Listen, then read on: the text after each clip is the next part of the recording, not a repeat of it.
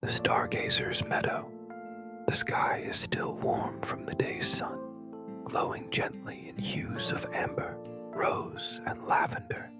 As twilight descends over the quiet landscape, you find yourself standing at the edge of a vast, open meadow, the tall grasses swaying softly in the evening breeze.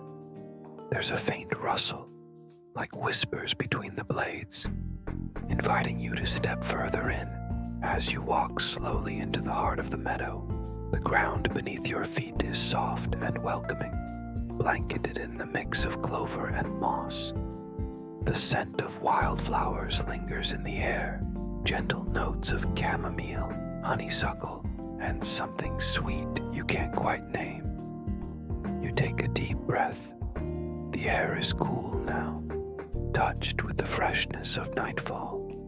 Above you, the first stars are beginning to pierce through the fading sky.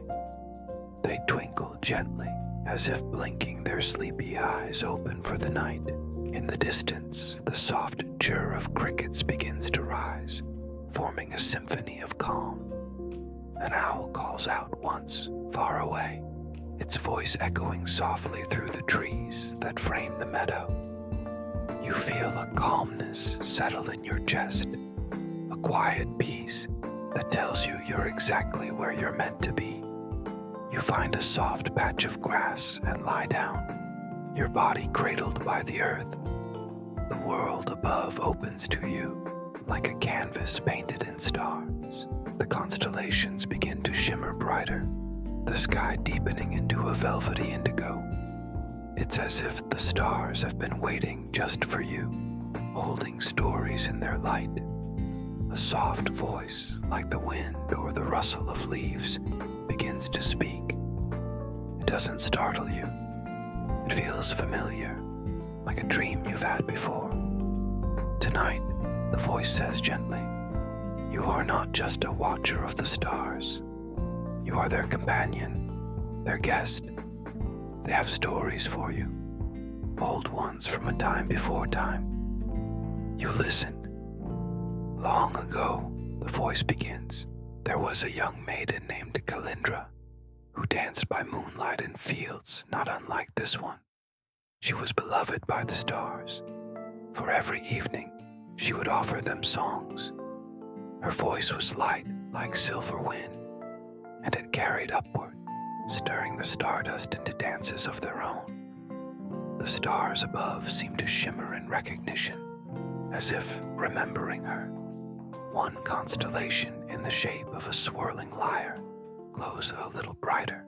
The stars gifted her with a crown of light woven from the threads of the cosmos. With it, she could speak with the constellations and understand their ancient language. But such a gift comes with a burden, for with every secret she learned, a piece of her heart longed to drift away, upward, to join them. A breeze moves across the meadow, carrying with it the soft scent of lilacs and the murmur of faraway voices. You feel as if you're lying not just on the grass, but upon memory itself. One night, the voice continues, Calindra vanished. Her village searched for her, calling into the night, but she was gone. Only the meadow remained, glowing with moonlight, and above, a new constellation appeared, a dancing maiden with a crown of stars. You gaze upward and see her. She moves slowly through the sky, graceful and eternal. You can almost hear the echo of her song. She gave herself to the stars, the voice whispers, and in return, they gave us stories to remember her by. A hush settles over the meadow again. The crickets sing, the owl hoots gently, and the stars blink kindly above. The voice returns after a moment of silence, soft and lyrical, like it's gliding down a silver thread stretched from sky to earth. Do you see that cluster of stars near the horizon? It asks. You follow its suggestion, and your gaze lands on a gentle curve of lights, forming a crescent shape. That, the voice says, is the Arch of Eldrin, the celestial bridge said to connect our world with the realm of dreams. You watch as the stars in that arc shimmer with a delicate luminescence, almost pulsing as if they breathe. The voice continues, "There once was a wanderer named Eldrin, a man who walked the lands by day and dreamt far beyond them by night. He believed there were worlds that could only be seen when the body rested and the soul stretched out across the sky. Every night he would lie beneath these stars and dream so vividly that he remembered not only his visions, but the scent of their winds and the warmth of their suns." You close your eyes for a moment, imagining the sensation, stars above, cool earth below, and your spirit drifting on moonlit winds. One evening, a particularly brilliant star fell from the sky. The voice says, "It landed in Eldrin's meadow and spoke to him, not in words, but in feelings and colors and light. It told him he could follow it, that his dreams were not illusions, but maps. And so he walked right into the night, and never stopped." As the voice pauses, the stars forming the crescent arc pulse gently. They say that when your soul is ready, you too may walk the Arch of Eldrin. It's not a path of feet, but of stillness, not a destination, but a surrender. And those who do never return quite the same. They carry back pieces of the dream world, little miracles tucked into their hearts. You feel your chest rise and fall slowly. It's as if your breath has matched the rhythm of the stars. "Rest," the voice says gently now. "The stars will hold the stories for you until you're ready to hear more." You sigh, a slow, full breath. Around you, the meadow hums its nighttime lullaby. The grass leans in, embracing you. The stars shine ever brighter, ever softer, and above you, the Arch of Eldrin glows like a quiet invitation. The breeze stirs once more, and with it comes another whisper from the sky, cradled in the hush of leaves and the softness of night. Another tale, it says, this one older still, woven into the very bones of the stars themselves. You turn your gaze now toward the north, where a trio of bright stars form a narrow triangle. Those stars, the voice says, belong to the Watchers of Serevan.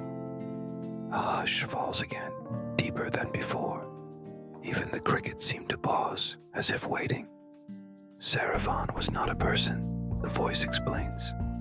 It was a moment so rare and pure that time itself held its breath to witness it. The Watchers were three guardians of this moment: a prince, a poet, and a gardener, each chosen not for their power, but for their devotion to beauty. You see them now in your mind's eye. The prince with eyes like dusk, the poet with ink-stained fingers, and the gardener whose hands cradle the roots as tenderly as infants. They lived at the edge of the world, where the mountains kissed the sky, and stars would sometimes fall just to listen to their conversations. The prince offered music to the stars, the poet offered verses, and the gardener offered blossoms that only bloomed beneath moonlight. One night, Serevan arrived, a moment so perfect that it shimmered across the veil of time, a harmony between song, word, and bloom. So radiant was this instant that the stars vowed to remember it forever. And so the trio were lifted, not in body but in soul, and set into the sky as those three stars you now see. They do not speak anymore, the voice murmurs, but they listen, always. And if you lie still long enough, and your heart is quiet, you may feel them listening to you too. You stretch your fingers through the grass, grounding yourself. The earth is cool, the stars are warm, and your breath is soft. The meadow sighs gently around you, and the Watchers of Serevan continue their eternal vigil.